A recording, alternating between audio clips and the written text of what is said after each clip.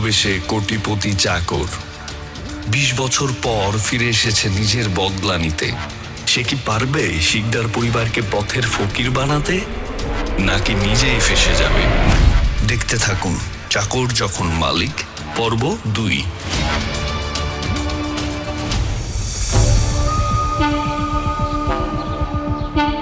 হালিমা, আমি এটা কি শুনলাম?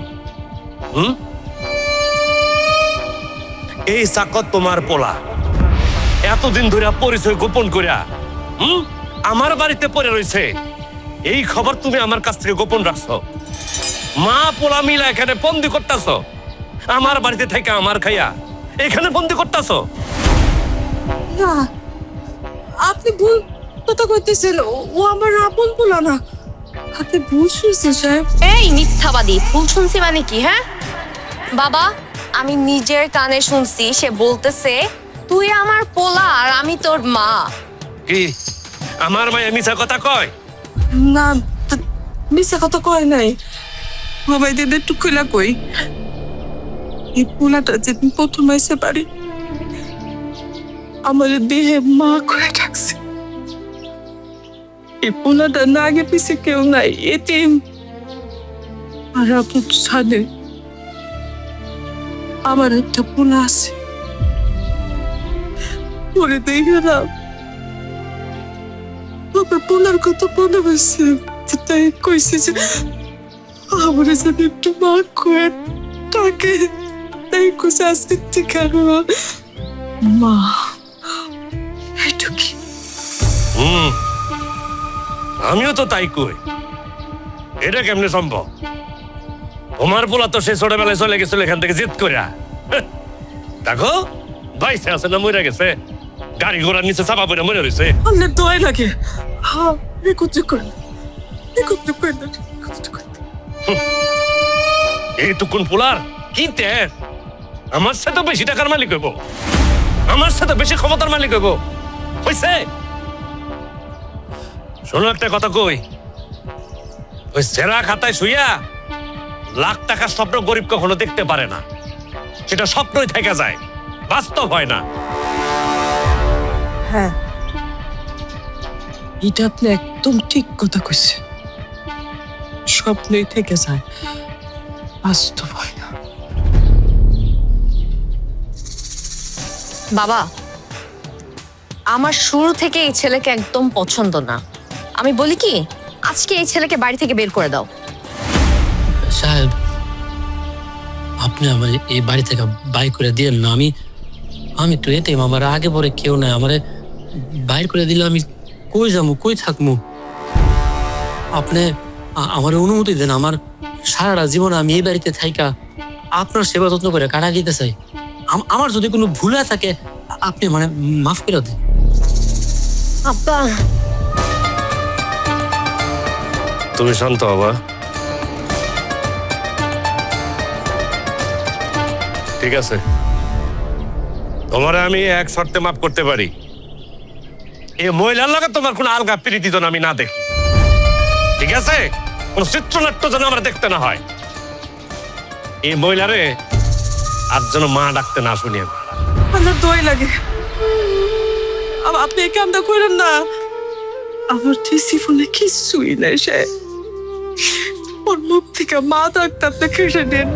আমাকে ভিক্ষা, আপনাকে সামনে ভিক্ষা ছিল, একটু ভিক্ষা দেন আপনি আমাদের। ঠিক আছে, আমার চোখের সামনে কোনো কিছু যেন না পড়ে। যাও, বিদায় হও।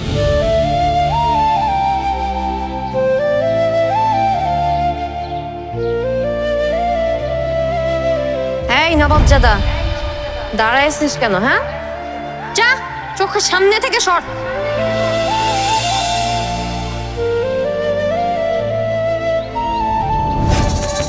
যত সব নাটক, বিরক্ত হয়ে গেলাম। শান্ত হও মা, শান্ত।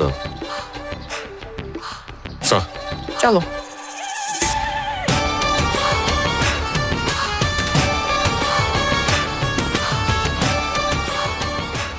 তোরা ধরো এসেছিস কে লিয়া? পাসেম কর।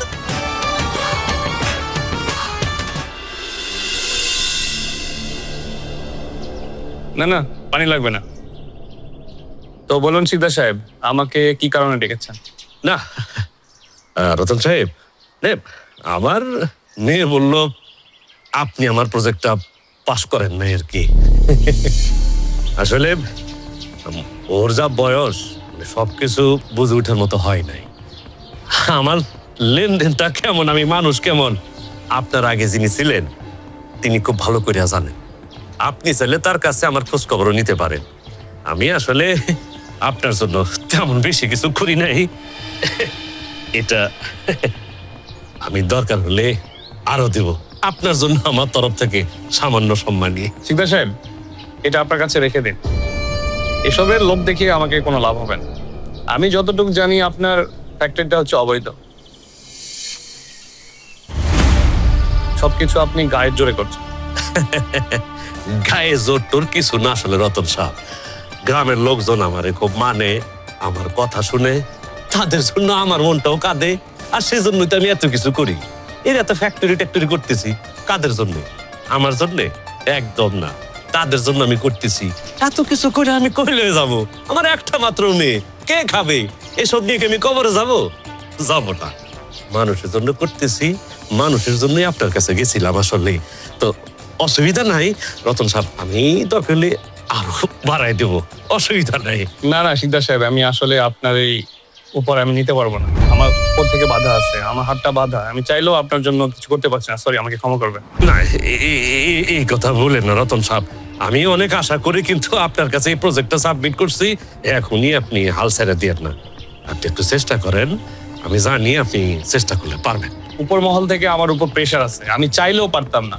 আমি সরি, আমি আসি। হ্যাঁ স্যার স্যার স্যার, একটা মিনিট একটু অপেক্ষা করেন। সাহেব, আপনি যদি আমার অনুমতি দেন, আমি স্যারের সাথে এই বিষয়টা নিয়ে একটু কথা বলতাম। আমি সবকিছু শুনছি, আমি একটু কথা বলি স্যারের সাথে। এই চাকরের বাচ্চা, তুই কি কথা বলবি? তোর কি যোগ্যতা আছে কথা বলার? হ্যাঁ, এই, তোর কি সিদম জ্ঞান নাই, আক্কল জ্ঞান নাই? দেখতেছস ওনার সাথে আমি একটা গুরুত্বপূর্ণ বিষয় কথা বলতেছি, সেই জায়গায় তুই ঢুকে পারবি? রতন সাহেব, আপনি কিছু মনে করেন না, ওই বাড়ির চাকর বাকর তো হগত একটু কমন সেন্সের অভাব আছে আর কি। মানে কোন জায়গায় কোন কথাটা কইতে হবে এটাই বুঝেন না আর কি। আপনি কিছু মনে করেন না। আচ্ছা ঠিক আছে, আমি কিছু মনে করিনি। তো আপনাদের ব্যাপার আপনারা সামলান, ঠিক আছে? আমি আসি। স্যার স্যার, কিসের চাচা? কি করছিস তুই? আমি মনে হয় বুঝাই ঠিক কাছাকাছি নিয়ে আসছিলাম। এর মধ্যে তুই ঢুকে সব বুকলেট করে দিলি। 2 টাকার চাকর হয়ে বেশি বেশি কথা বলে। যা। হ্যাঁ?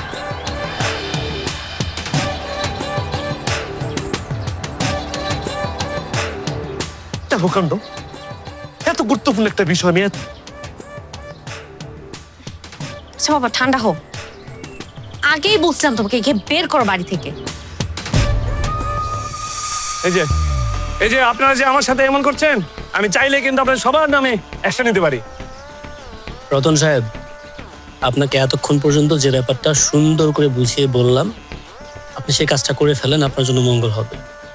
আমি আপনাকে বলেছি না, আমি আমি আমি নিজের কাছে পরাজিত হতে পারবো না।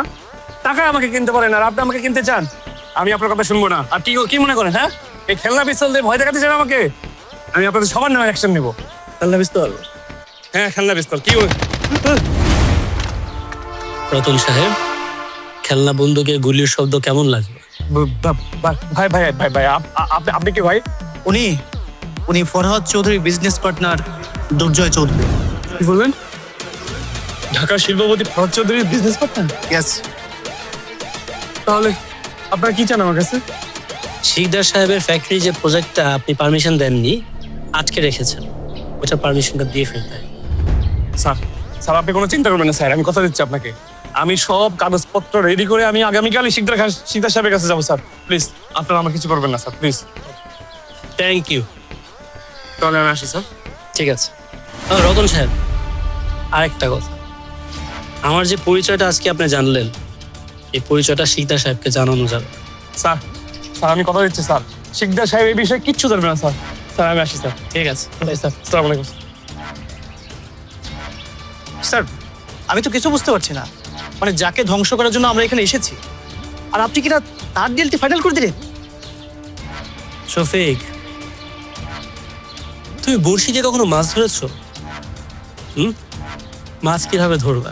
সবসময় তো গুলশান বাজার থেকে কিনে নিয়ে আসো না? মাছ ধরার জন্য আগে টোপ ফেলতে হয়। টোপ ফেলার পরে মাছ যখন টোপটা গিলে ফেলে, তখন তুমি যদি হ্যাচকা টান দাও না, মাছ কিন্তু বড়শি ছিঁড়ে চলে যাবে, তোমার টোপটাও নিয়ে যাবে। মাছের সাথে খেলতে হবে। খেলতে খেলতে খেলতে খেলতে মাছটা যখন দুর্বল হয়ে যাবে, তখন তুমি বড়শিটা একটা টান দিবা, মাছটা তোমার হাতে চলে আসবে। বুঝতে পেরেছো? প্রচন্ড গরম শফিক, বুঝছো? আমি যে এসি কি পরিমাণ মিস করতেছি। আচ্ছা তোমরা তাহলে যাও, তোমরা গিয়ে রতন সাহেব কি করে ব্যাপারটা দেখো, বাকিটা আমি দেখতেছি। যাও যাও যাও। Yes, sir. Move move move. এই, এসো।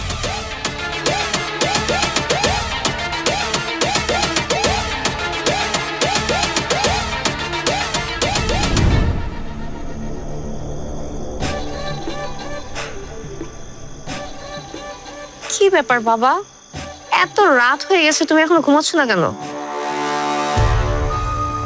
ঘুমানোর জন্য তো আমি চেষ্টা করতেছি রে বা, ঘুম আসতেছে না। সেই বিকাল থেকে একটা বিষয় মাথার ভেতর ঘুরপাক করতেছে। কি বিষয় বাবা, বলো তো। এই অফিসারেরই এত অনুরোধ করলাম, এত বুলান টাকা সাধলাম, নিল না, রাজি হইল না। আর বাড়ির চাকর তারা রাজি করে ফেলাইল। এইটা কেমনে সম্ভব? হ্যাঁ বাবা, বিষয়টা নিয়ে আমিও ভাবছি। তবে আমার মনে হয় কি জানো, ওরা তো আসলে নিচু জাত।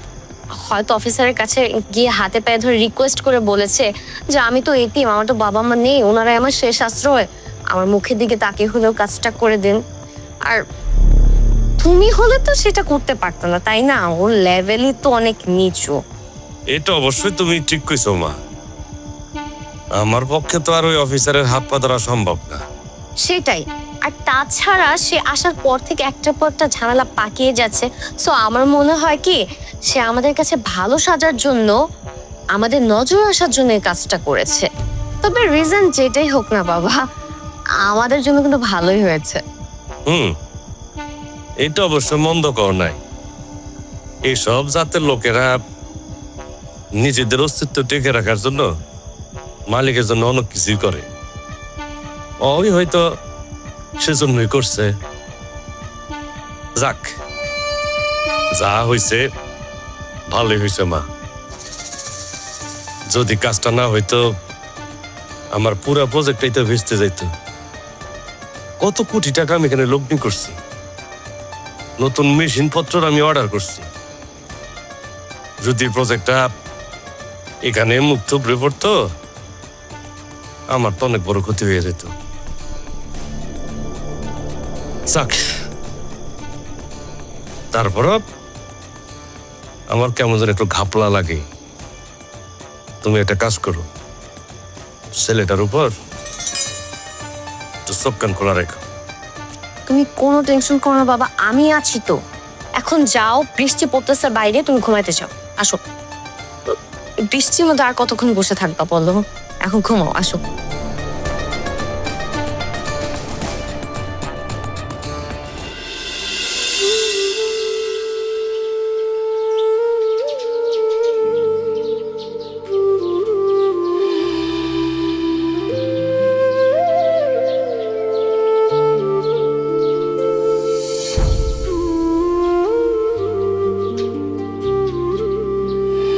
কাকি, কি ব্যাপার? কি দেখতেছো? ভালো লাগতো তোমার? বাজার বাজার লাগতো, কিন্তু আমার জাগের কিছু টাকা পয়সা বাকি আছে কো, কিন্তু বুঝতে পারতেছি না কি কোন। আরে কাকি, তুমি টাকা পয়সা কোনো টেনশন করো না, তোমার কি কি বাজার লাগবে তুমি নিয়ে যাও। আমি কই কি বাজান, আগের কিছু টাকা পয়সা আজকে দেই, পরে না বাগবাটে দিয়ে দিমু। হ্যাঁ, কাকি, তোমার আগের টাকাটা পরিশোধ হয়ে গেছে, এখন আর টাকা লাগবে না। তোমার এখন যা যা লাগবে নিয়ে যাও। খারাপ কেডা পরিশোধ করলো? কাকি, আপনার এতগুলো জানার দরকার নাই, আপনি শুধু বাজারটা নিয়ে যান, আমি এতটুকু জানি। বুঝছি, আমি একলা মানুষ তো, সিদ্ধার বাড়িতে কাম করে খাই, কাজের বেটি। এই জন্য আমারে দয়া করতেছো? লাগবো না। তোমাগরও কোনো দয়া আমার লাগবো না। আমার বাজার লাগবো না, কোনো দয়া লাগবো না আমার।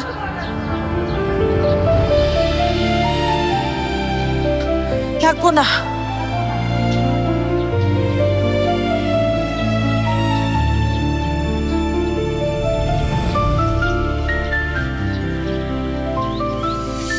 বাবাজি দোকান বন্ধ করে ফেলেছ আজকে? হ্যাঁ চাচি, দোকান বন্ধ করে ফেলাইছি।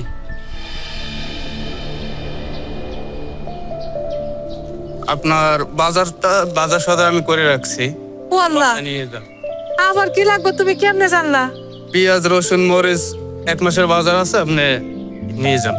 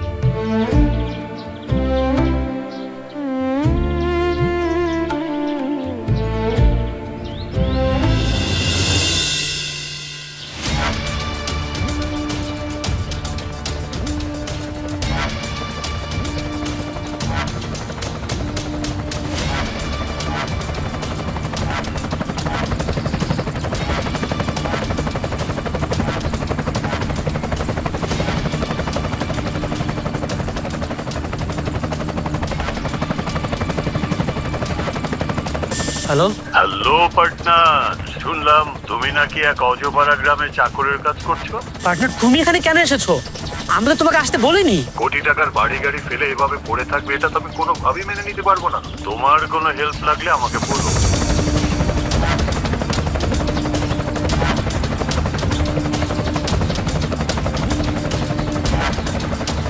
আমার এখন কোনো হেল্প লাগবে না। আমার যখন প্রয়োজন হবে আমি তোমাকে আসতে বলবো। আমি চাই না তোমাকে এখানে কেউ দেখে ফেলো। তোমাকে কেউ দেখলে একটা ঝামেলা হয়ে যাবে। তুমি প্লিজ এখন চলে যাও। ঠিক আছে পার্টনার, টেক কেয়ার, বাই। ঠিক আছে পার্টি, ওকে।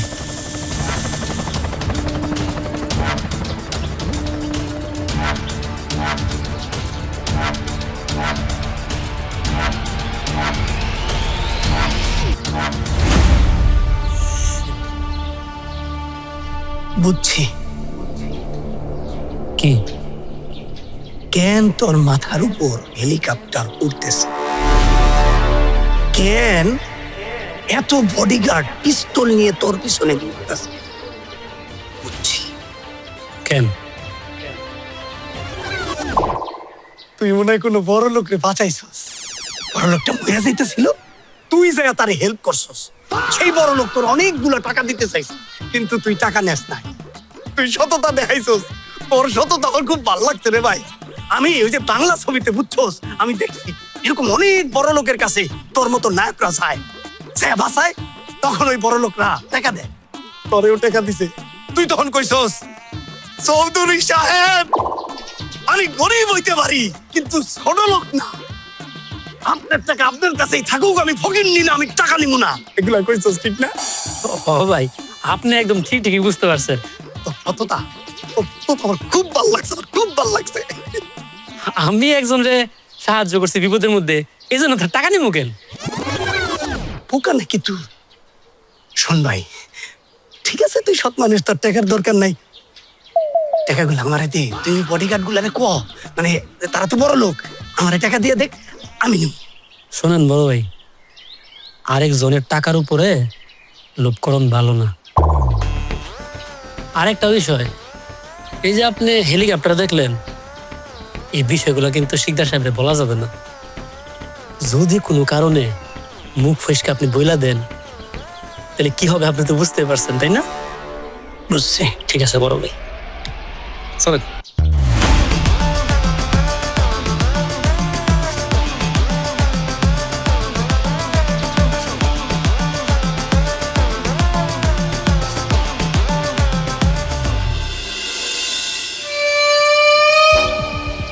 আচ্ছা বাবা, তুমি আর কত এই গ্রামে রাজত্ব করবে? তোমার কি ইচ্ছা করে না যে এর চেয়ে বাইরে গিয়ে আরো বড় কিছু করতে? হঠাৎ করে এমন কথা মা, কি কইতেছ একটু খুলে কও তো। বাবা, আমি চাই তুমি শুধু এই রূপপুর গ্রাম না, সারা দেশে রাজত্ব করো। তোমার রাজত্ব দেখে যেন প্রধানমন্ত্রীও তোমাকে সমীহ করে। এইটা কি মুখের কথা মা? হ্যাঁ, আমি থাকি গ্রামে গঞ্জে, হ্যাঁ, প্রধানমন্ত্রী আমার সমীহ করবো কেমনে? অবশ্যই 2-4 জন এমপি মিনিস্টারের সাথে যে আমার উঠা বসা হয় না, যোগাযোগ নাই, তা কিন্তু না, কানেকশন আছে মা। শুধু কানেকশন থাকলে হবে না বাবা, আমি চাই তুমি দেশের সেরা ব্যবসায়ীদের মধ্যে একজন হও এবং পেপার পত্রিকার জন্য তোমার নাম আসে, বিভিন্ন টিভি চ্যানেলের জন্য তোমার ইন্টারভিউ নেয়। এটা একটু বেশি হয়ে গেল না মা? হ্যাঁ, এটা কি সম্ভব? অবশ্যই সম্ভব।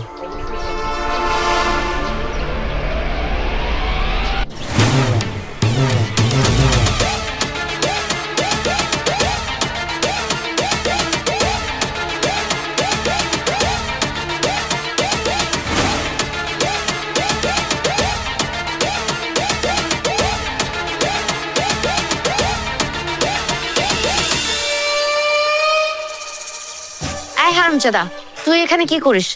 দেখছিস না ইম্পর্টেন্ট কথা হচ্ছে? যা তো আমার চোখের সামনে থেকে সর। ম্যাডাম, আপনি রাগ হয়েন না। আসলে আমি এতক্ষণ ধরে আপনাদের সব কথাই শুনছি। ম্যাডাম, মালিককে নিয়ে আপনার যে স্বপ্ন, এটা কিন্তু বাস্তবায়ন করা সম্ভব। মালিক যদি চায় তাইলে বাংলাদেশের 1 নাম্বার ব্যবসায়ী মালিককে বানানো সম্ভব। আমার কাছে উপায় আছে। বাবা, ও কি বলে? 2 টাকার চাকর হয়ে আমাদেরকে শেখাতে আসে? এই, এখন তোর কাছ থেকে আমাদেরকে উপায় জানতে হবে? আহা মা, তুমি শান্ত হও না, ও কি বলতে চায় বলুক না। হ্যাঁ বল। আপনার এখানে আসার আগে আমি আমার যে স্যারের বাড়িতে কাজ করতাম, ঢাকা শহরে থাকি, উনি খুব ভালো মানুষ, কিন্তু উনি বিশাল বড় লোক, হাজার হাজার কোটি টাকার মালিক। আমি উনারে কোনো বাংলাদেশি মানুষের সাথে ব্যবসা করতেই দেখি না। উনার সাথে ব্যবসা করতে আসতো রাশিয়ান, আমেরিকান, আফ্রিকান, এরপর মিডল ইস্ট থেকে মানুষজন আসতো। নানান দেশ থেকে নানান রোগের মানুষজন এসে ওনার সাথে মিটিং করতো। আমি 2-1টা মিটিং এর কথাবার্তা শুনছি। আমার ওই স্যার এই বাংলাদেশের শেয়ার বাজারের মধ্যে কি জানি গেম খেলতো, 1 কোটি টাকা ঢুকাইয়া 10 কোটি টাকা লাভ করতো অল্প কয়েকদিনের মধ্যে। ও বুঝছি, ও শেয়ার বাজার, হ্যাঁ, ইনভেস্টমেন্ট। কিন্তু আমার দ্বারা তার ওইসব সম্ভব না, ওই সমস্ত লোকজনও তো আমি চিনি না। আমি থাকতে আপনি এটা টেনশন করতেছেন? আমি কাজের মানুষ, একটা ছোট মানুষ, ঠিক আছে? আমার ওই স্যার অনেক আদর করতো, অনেক স্নেহ করতো। আপনি বললে আপনার হয়ে আমি ওনার সাথে কথা বলবো। আমি নিশ্চিত উনি আমার কথা ফালাইতে পারবো।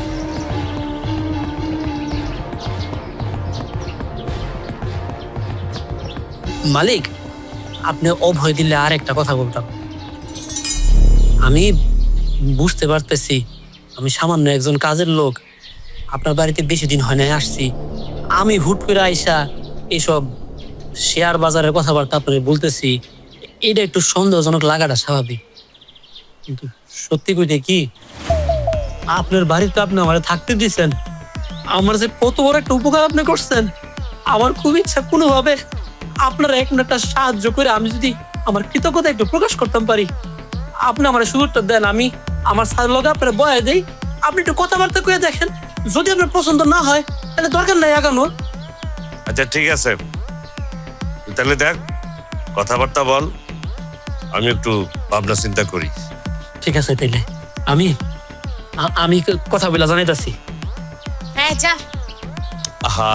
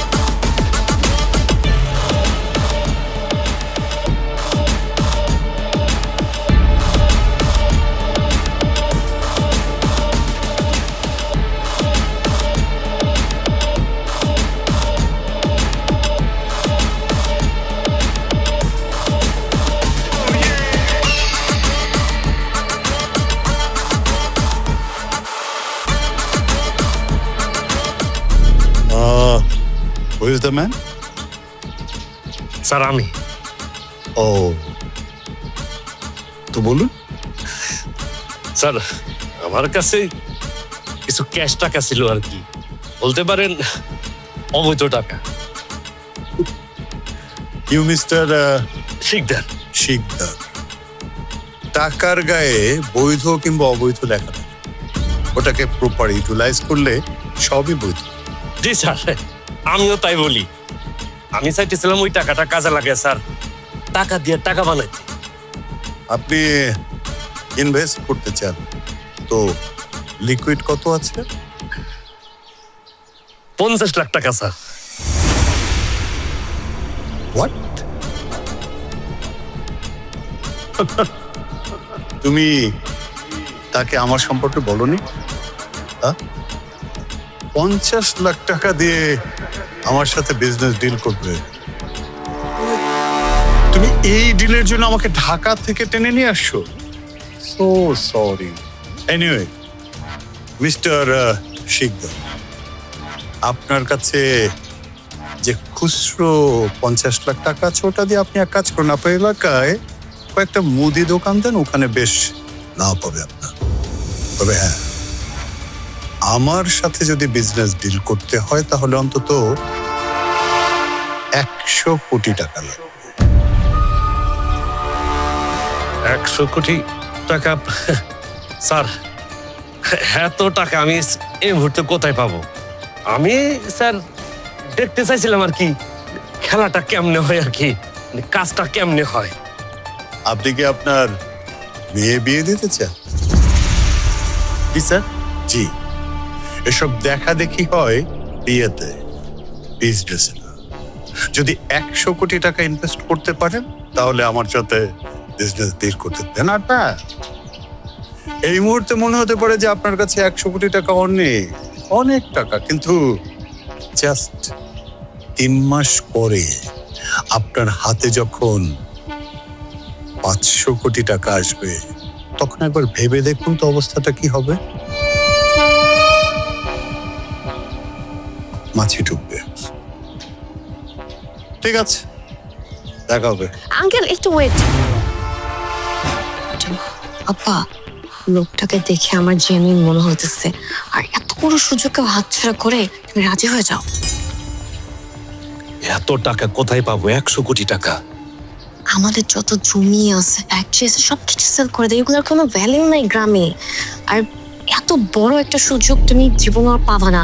তুমি চিন্তা করে দেখো, এতগুলো টাকা তোমার ইনকাম করতে গেলে 50 বছর বেশি লাগবে, আর সেটা তুমি 3 মাসে পেয়ে যাচ্ছ। আর কি লাগে? স্যার আমি রাজি আছি স্যার, আমি টাকা পয়সা যাই জোগাড় করতেছি স্যার, আপনি আগে আসেন। That's the spirit.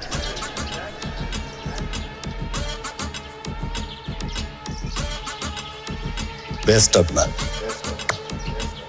আসসালামু আলাইকুম স্যার।